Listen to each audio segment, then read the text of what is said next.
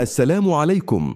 إذا كنت من المتابعين الجدد فلا تنسى الاشتراك في القناة وتفعيل زر الجرس ليصلك كل جديد.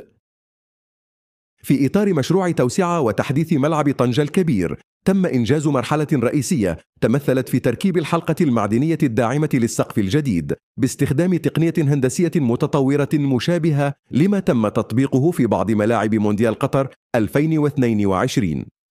وتم إنهاء أشغال الهيكل المعدني للسقف مع انتشار الكابلات التي سيتم توصيلها بالحلقات لرفع السقف إلى موضعه النهائي، ما سيضفي على الملعب طابعا عصريا مميزا.